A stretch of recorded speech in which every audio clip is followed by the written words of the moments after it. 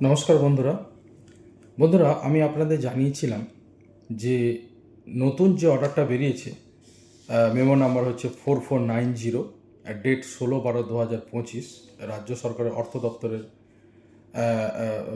বিজ্ঞপ্তি বেরিয়েছে অর্থ দপ্তর থেকে, অডিট ব্রাঞ্চ থেকে। আমরা জানি এই অর্ডারগুলো গ্রুপ P2-তে বেরোয়, তো সেইভাবেই অর্ডারটা বেরিয়েছে এবং সেই অর্ডার নিয়ে শোরগোল পড়ে গিয়েছে। অ্যাকচুয়ালি চুক্তিভিত্তিক কর্মচারীদের সুখবর বলে আমি একটা পোস্ট করেছিলাম। এইটা সুখবর। দেখুন, প্রথমে এটা অবশ্যই বলে দেওয়া হয়েছিল যে অনেকে 9008-এ যারা পড়ছে না, এই অর্ডারের ফলে কিন্তু তাদের 9008-এ পড়ার একটা সম্ভাবনা বাড়ল। এবং আপনারা অবশ্যই ভিডিওটা আমার পুরোটা দেখুন, আমি বিস্তারিত ব্যাখ্যা করব। তার কারণ হচ্ছে অনেকেই 9008-এ পড়ছেন না, অথচ 9000 অর্ডারে তাদের পড়ার কথা, চুক্তিভিত্তিক কর্মচারীদের যে অর্ডার। আবার অনেকে 9008-এ পড়ার তাদের কথা নয়, তার কারণ ফিনান্স অনুমোদনে যদি নিয়োগ না হয়, ফিনান্সের অর্থ দপ্তরের অনুমোদনে, দেখুন কর্মচারী অনেক আছে। আপনারা জানেন যে পশ্চিমবঙ্গ সরকার কেন, কেন্দ্রীয় সরকার বলুন বা যে সমস্ত স্ট্যাচুটারি বডিগুলো রয়েছে পশ্চিমবঙ্গ সরকারের বা কেন্দ্রীয় সরকারের, সেই সমস্ত সংস্থাগুলো, যেমন ধরুন রিজার্ভ ব্যাঙ্ক বা স্টেট ব্যাঙ্ক অফ ইন্ডিয়া বা নির্বাচন কমিশনের যে দপ্তর, বহু জায়গাতে বহু রকমের কর্মচারী রয়েছেন এবং কর্মচারীদের ভিন্নতা কিন্তু রয়েছে এবং এটা স্বীকার করে নিতে হবে। হয়তো এই অর্ডারের পরে, যেমন এই অর্ডারের পরে কিন্তু অবশ্যই অনেকেই যারা ভাবছিলেন যে 9008-এ পড়বেন, আপাতত মানে আজকে দিন অবধি যেহেতু অন্য কোনো অর্ডার বেরোয়নি, তারা কিন্তু সবাই 9008-এ পড়বেন না, এটা পরিষ্কার। 9008-এ তারাই পড়বেন এই অর্ডারে যারা, অর্থাৎ কিনা প্রথমে তাদের নিয়োগের শর্তটাই হয়েছিল এরকম। তাদের যে নিয়োগের যে বিজ্ঞপ্তি যখন বেরিয়েছে, দেখুন বিজ্ঞপ্তি বেরিয়েছে মানে এমন তো নয় যে বিজ্ঞপ্তিতে সেগুলো লেখা থাকবে, সেটা নয়। কিন্তু তাদের যখন বিজ্ঞপ্তি বেরিয়েছে, সংশ্লিষ্ট দপ্তরে যে ফাইল আদান প্রদান হয়েছে বা অর্থ দপ্তর থেকে অনুমোদন যদি পেয়ে থাকে, তাহলে কোন অনুমোদন পেয়েছে কোন অর্ডারের বলে, সেইগুলো অর্থাৎ তাদের রিক্রুটমেন্টের যে কাগজপত্র সেগুলো দেখতে হবে।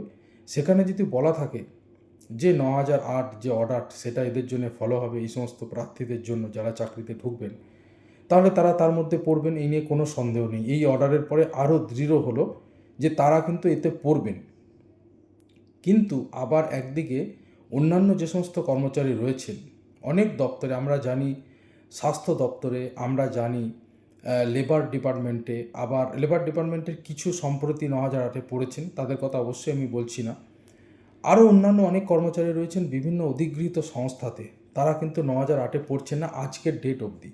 অবশ্যই কর্মচারী ফেডারেশনের তরফ থেকে এটা আমি যতটুকু শুনছি যে তারা বলছেন বিষয়টা তারা সহানুভূতির সাথে দেখছেন এবং ফিনান্সে এই ধরনের যে সমস্যা, অর্থাৎ 9008-এ কারা পড়বেন আর কারা পড়বেন না, এই ব্যাপারটা সমস্যার একটা সমাধান প্রয়োজন।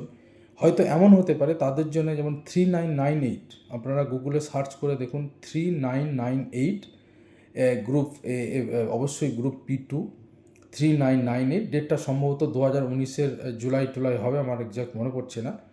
3998 আপনারা সার্চ করুন, রাজ্য সরকারের ফিনান্স থেকে বেরিয়েছে 2019-এর জুন কি জুলাই মাসে, জুন হবে সম্ভবত, 30শে জুন। সেই সময়টায় আপনারা অর্ডারটা দেখুন, সেটাও কিন্তু একটা চুক্তিভিত্তিক কর্মচারীদের অর্ডার, কিন্তু সেটা 9008-এর নয়। অর্থাৎ বিভিন্ন অর্ডারে বিভিন্ন ভিন্নতা রয়েছে এবং বিভিন্ন রকম চাকরির বিভিন্ন শর্ত রয়েছে। তো আপনাদের আমি অনুরোধ করব আমার ভিডিওটা পুরোটা দেখুন। 9008-এ যারা পড়ার কথা প্রথম থেকেই যাদের বলা আছে, যারা চাকরির যে শর্ত, তাদের যদি রিক্রুটমেন্টের তাদের যে অফিসিয়াল, অবশ্যই তারা যদি সেই রিক্রুটমেন্টের সময় তাদের সংশ্লিষ্ট যারা নিয়োগকর্তা রয়েছেন সেই অফিসে যোগাযোগ করেন, সেখান থেকে নিশ্চয়ই তারা খবরটা পাবেন যে তারা এর মধ্যে পড়বেন কি পড়বেন না। কিন্তু মূল বিষয়টা হচ্ছে যে রাজ্য সরকার এই অর্ডারের বলে একটা একটা সুনির্দিষ্ট রূপ দিয়েছে। যেহেতু আইনি প্রক্রিয়া চলছে, বিভিন্ন অনলাইন চ্যানেলে এই ধরনের অনলাইন যে নিউজ চ্যানেলগুলো রয়েছে, আমার মতে আরও অনেক নিউজ চ্যানেল রয়েছে, সেখানে কিন্তু এই বিষয়টা আলোচনা করা হয়েছে। বলা হয়েছে যে অনেক কেস হচ্ছে রাজ্য সরকারের এগেনস্টে, অনেকে কোর্টে চলে যাচ্ছেন এবং তারা বলছেন যে এই অর্ডারে তারা কেন পড়ছেন না। তো সেইটা যাতে না হয় সেই জন্য রাজ্য সরকার এই ধরনের সিদ্ধান্ত নিয়েছে। সেটা হতে পারে রাজ্য সরকার কী সিদ্ধান্ত নিয়েছে সেটা হতে পারে, কিন্তু মূল বিষয়টা হচ্ছে এটাই যে এই অর্ডারটা কিন্তু সবাই অবশ্যই পড়বেন না, কিন্তু কিছু অবশ্যই পড়বেন। কারা পড়বেন না, তাদের চাকরিটা যখন নিয়োগ হয়েছে সেই সময় তাদের কাগজগুলো দেখতে হবে, কোন অর্ডারের বলে তাদের নিয়োগটা হয়েছে। সেটা অবশ্যই সংশ্লিষ্ট অফিসে যারা নিয়োগকর্তা রয়েছেন তাদের জিজ্ঞেস করলে তারা অবশ্যই এটা উত্তর দিতে পারবেন। তো এইটা অন্তত ক্লিয়ার, আমি কনফিউশন ক্লিয়ার করার জন্য এই ভিডিওটা করছি আপনাদের সাথে, আপনাদের হেল্প করার জন্য আমার এই চ্যানেল। যে অনেকে আমাকে মেসেজ করছেন সিভিক ভলেন্টিয়ার বা হোমগার্ড, কন্ট্রাকচুয়াল হোমগার্ড, সম্ভবত টেম্পোরারি হোমগার্ড এরকম একটা কথা লিখেছেন। হোমগার্ড তো একটাই হয়, বা টেম্পোরারি হোমগার্ড, যাই হোক বিভিন্ন, আমি প্রথমেই বললাম যে চাকরির বিভিন্ন ভিন্নতা রয়েছে। সবাই হয়তো জানে স্কুল মাস্টার মানে সরকারি চাকরি, মোটেই সরকারি চাকরি নয়, আধা সরকারি চাকরি। বা বিভিন্ন কর্পোরেশনে যারা চাকরি করেন, অর্থাৎ পুরসভার কর্মী, তারা প্রত্যেকে সরকারি কর্মচারী নয়, আধা সরকারি।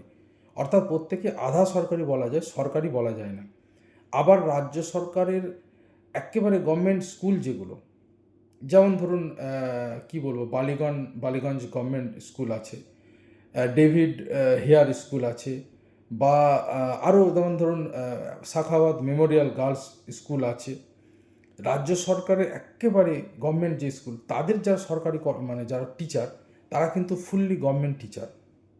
কিন্তু ম্যাক্সিমাম গোটা রাজ্যে এত যে 10-20 হাজারের উপর যে মাধ্যমিক স্কুল, প্রাইমারি স্কুল তো অসংখ্য আছে, সেখানে কিন্তু সবাই কিন্তু সরকারি কর্মচারী নয়। হয়তো সরকারি কর্মচারী স্কেলে তারা মাইনে পান, কিন্তু অনেক বেনিফিট তারা পান না। ফুললি গভর্নমেন্ট হচ্ছে গভর্নমেন্ট অফিসগুলোতে থাকবে, কিন্তু গভর্নমেন্ট অফিসে সবাই গভর্নমেন্ট এটার মোটেই নয়, যেহেতু চুক্তিভিত্তিক কর্মচারী রয়েছে। আবার সেটারও ভিন্নতা রয়েছে, অনেক সময় অফিস নিজেই রিক্রুটমেন্ট করে, অফিসের কোনো কন্টিনজেন্সি ফান্ড থেকে তাদের স্যালারি হয়, তারা কিন্তু 9008-এ পড়বেন না। আবার যারা অফিসে ফিনান্স তাদের নিতে বলেছে, সেই দপ্তরের লোক নিতে বলেছে, ফিনান্স বলেছে তাদের এই যাদের নেওয়া হবে তাদের এই 9008 এবং 1107 অর্ডারে তাদের রিক্রুটমেন্ট হবে। এরপরে যখন নিয়োগটা হয়েছে, তো প্রথম থেকে যেহেতু বলা আছে, সুতরাং সমস্ত বেনিফিট তারা পাবেন। এই অর্ডারটাই ক্লিয়ার করে দিয়েছে। অর্থাৎ অনেকে যারা ফিনান্স অনুমোদনে ঢোকেননি চাকরিতে, তাদের একটা অসুবিধা কিন্তু হয়ে গেল এই অর্ডারের পরে।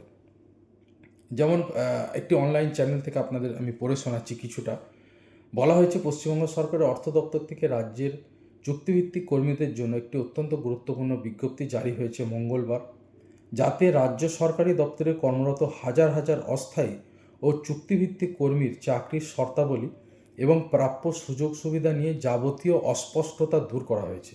আমি প্রথমেই বললাম যে কনফিউশন যেটা ছিল সেটা দূর করার জন্য কিন্তু রাজ্য সরকার এই অর্ডার বের করেছে। হয়তো এটা শুনে খারাপ লাগতে পারে যে তাহলে 9008-এ সবাই পড়বেন না। আসলে যদি চাকরি যখন জয়েন করা হচ্ছে, তাদের যদি একটা শর্তে নেওয়া হয়, তারপরে তাদের অন্য শর্ত দিলে সেখানে কিন্তু কেস যদি হয়, তাহলে লিগ্যাল প্রবলেম হতে পারে। তো আমার মনে হয় সেই জন্যই এটা ক্লিয়ার করে দেওয়া হয়েছে। তাদের জন্য আলাদা বেনিফিট হয়তো সরকার ঘোষণা করতে পারে, হয়তো এমন বেনিফিট দিল সেটা এই 9008 যারা আছে তাদের সাথে ইকুয়াল হয়ে গেল, এমনও হতে পারে, কিন্তু আলাদা অর্ডার করতে হবে। তো সেটা আশা করি ভোটের আগে হওয়ার সম্ভাবনা নিশ্চয়ই থাকছে। তার কারণ আমরা জানি যে কোনো সরকারি অন্তত ভোটের আগে চায় যে কর্মচারীদের মন জয় করার জন্য। তো সেটা হয়তো নিশ্চয়ই হতে পারে। অবশ্যই আপনারা যারা আমার চ্যানেল দেখেন, প্রথম থেকেই চ্যানেল ফলো করেন, আমি সমস্ত খবর দিয়ে দেবো। এই ধরনের যা খবর পাবো আমি আপনাদের কিন্তু দিয়ে দেবো। এখন দেখুন, বলছে যে কোন ক্যাটাগরির কর্মীদের দেওয়া বিশেষ সুবিধাগুলি কারা পাবেন আর কারা পাবেন না। অর্থ দপ্তরের বিজ্ঞপ্তিতে তা কিন্তু বলে দেওয়া হয়েছে। দীর্ঘদিন ধরেই রাজ্যের বিভিন্ন দপ্তরে কর্মরত চুক্তিভিত্তিক কর্মীরা তাদের স্থায়ীকরণ এবং বেতন বৃদ্ধির দাবি তুলছিলেন। রাজ্য সরকার 2011 সালের এপ্রিলের আগে নিযুক্ত কর্মীদের চাকরির নিরাপত্তা বা সিকিউরিটি অফ টেনিয়র এবং বাৎসরিক ইনক্রিমেন্ট সহ অবসরের সুযোগ সুবিধা দিয়েছিল। পরবর্তীতে 2013, 16, 19 এবং 24 সালে বিভিন্ন সময়ে আরও বিজ্ঞপ্তি জারি করে সুযোগ সুবিধাগুলো বৃদ্ধির সিদ্ধান্ত নেওয়া হয়েছে। আপনারা বুঝতেই পাচ্ছেন 2013-তে কী অর্ডার, 2016-তে কী, 2016-তে 1107, 2019-এ 1033 এবং 2024-এ 1091 এই অর্ডারগুলো জারি হয়েছিল। এছাড়াও 2024-এ 60 বছর চাকরির নিশ্চয়তা দেওয়া হয়েছে একটা অর্ডার। সেই অর্ডারে সিভিক ভলেন্টিয়ার, অঙ্গনওয়াড়ি কর্মী সবকে একসাথে করে দেওয়া হয়েছে, 5 লাখ টাকা পাওয়া যাবে রিটায়ারের পরে। সেই অর্ডারের নাম্বার হচ্ছে 1219। তো এই অর্ডারগুলো করে কিন্তু একটা কি বলবো, তাদের বেনিফিট কিছু বাড়ানো হয়। কিন্তু অস্পষ্টতা বা ধোঁয়াশা থেকে যায়। এই অনলাইন চ্যানেলতে কিন্তু নিউজ চ্যানেলে বলা হয়েছে, একটি খবরের বাংলা খবরের চ্যানেলে বলা হয়েছে। প্রশ্ন উঠতে থাকে, পরবর্তী সময়ে নিযুক্ত কর্মীরা এই সুবিধা কি পাবেন না?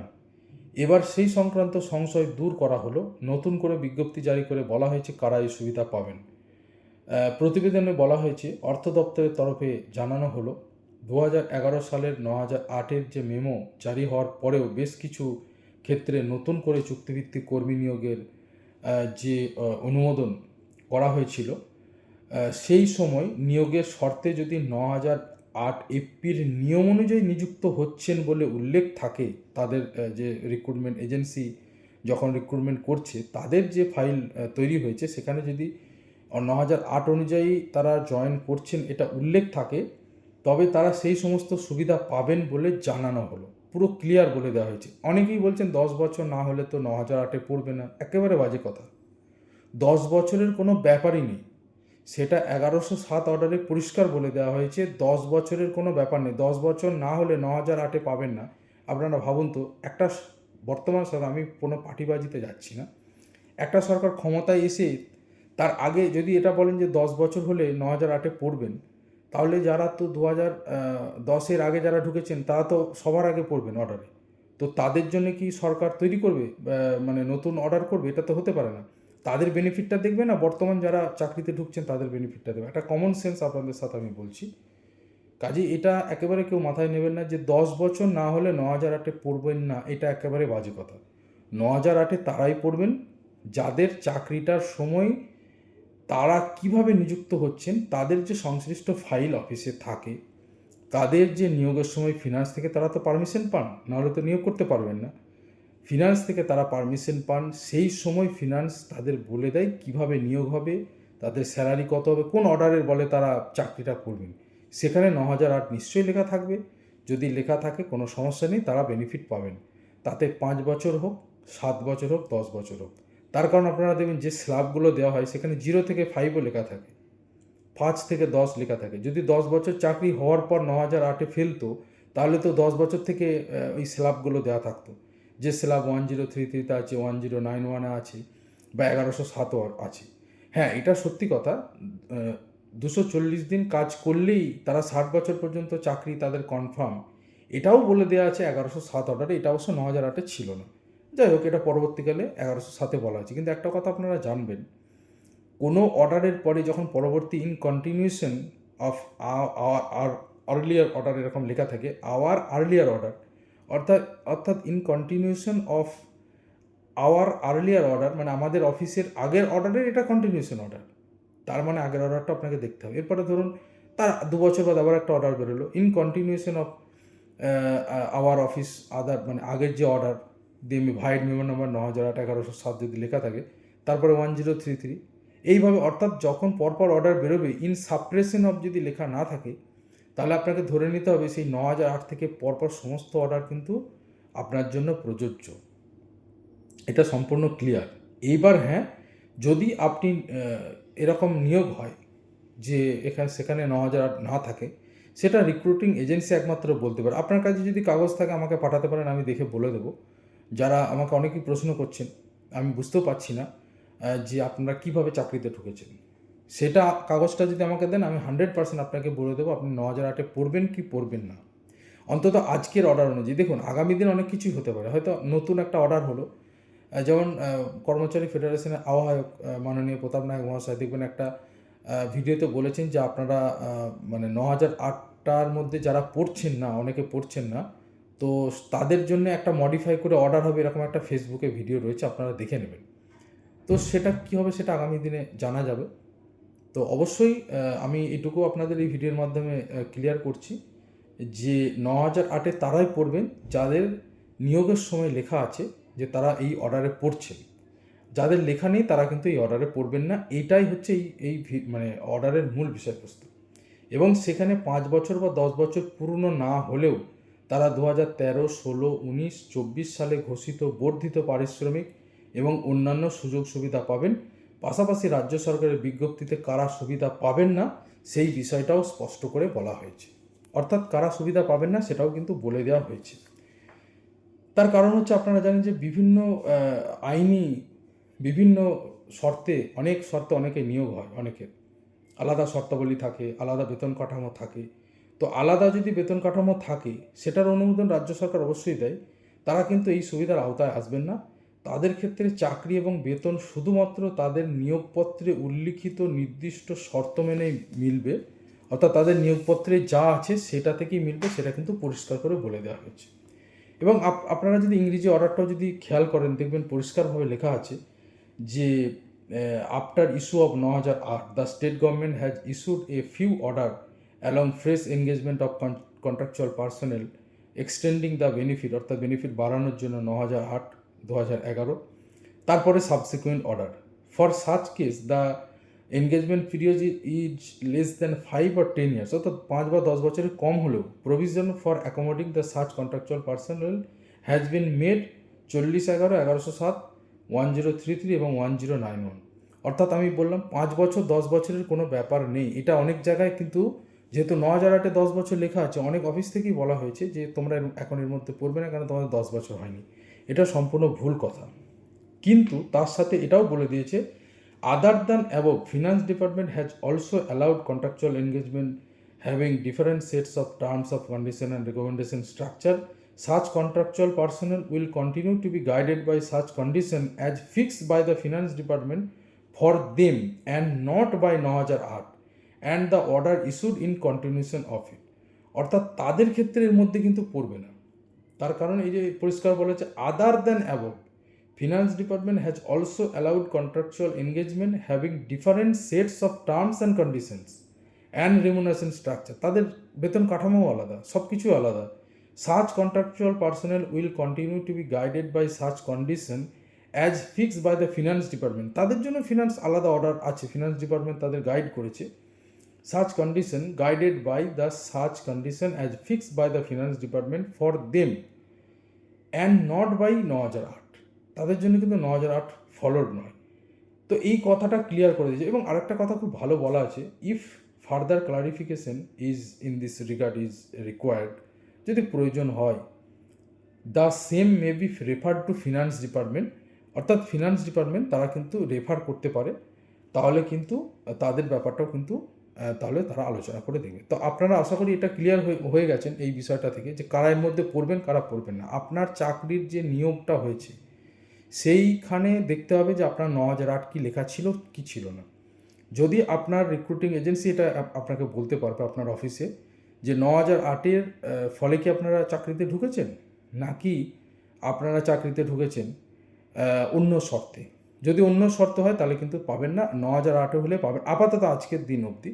পরে অর্ডার তো বেরোতেই পারে, চেঞ্জ হতেই পারে, সেটা তো আগামী দিনে জানা যাবে। অবশ্যই আমি অনুরোধ করব আমার চ্যানেলটা সবাই ফলো করুন। সমস্ত এই ধরনের খবর পাবেন, সরকারি চাকরির খবর বা কারেন্ট অ্যাফেয়ার্সের তো একটি অত্যন্ত গুরুত্বপূর্ণ চ্যানেল। যারা গ্রুপ সি গ্রুপ ডি চাকরির প্রস্তুতি নিচ্ছেন স্কুল সার্ভিস কমিশনে বা পশ্চিমবঙ্গ পাবলিক সার্ভিস কমিশনের যারা ক্লার্কশিপ পরীক্ষা দেবেন এবং মিসলেনিয়াস পরীক্ষা দেবেন, আপনারা জানেন খুব শীঘ্রই ভোটের আগে অবশ্যই ফর্ম ফিল আপ হবে। এত দেরি কেন হচ্ছে আমি জানি না, পিএসসির এত দেরি করার কারণ নয়, হয়তো অন্য কাজ আছে, এমন হতে পারে। তো পিএসসি ক্লার্কশিপ এবং মিসলেনিয়াসের ফর্ম ফিল আপ অবশ্যই হবে। ইন্ডিকেটিভ অ্যাডভার্টাইজমেন্ট 2024 সালে আগেই বেরিয়ে গেছে, আপনারা জানেন। এই মুহূর্তে 2023 সালের যে আগের বছরের যে ক্লার্কশিপ তার মেন পরীক্ষা হবে ডিসেম্বর মাসে, আপনারা জানেন। সেই সংক্রান্ত ভিডিও দেওয়া আছে, তার জন্য কিন্তু কারেন্ট অ্যাফেয়ার্স দরকার। অবশ্যই আপনারা কারেন্ট অ্যাফেয়ার্স ফলো করুন। কারেন্ট অ্যাফেয়ার্স সব ক্ষেত্রে সবসময় দরকার। তো তার একটু অনন্য চ্যানেল এবং অন্যান্য সরকারি চাকরির এবং অন্যান্য যত চাকরি আছে, কেন্দ্রীয় সরকারি চাকরি বা রাজ্য সরকারি চাকরি, সমস্ত চাকরির খবর থাকে এবং কারেন্ট অ্যাফেয়ার্সের খবর থাকে। অবশ্যই আমি অনুরোধ করবো যারা এখনও চ্যানেলটা সাবস্ক্রাইব করেননি, সাবস্ক্রাইব করে নিন। আশা করি আপনারা উপকৃত হবেন।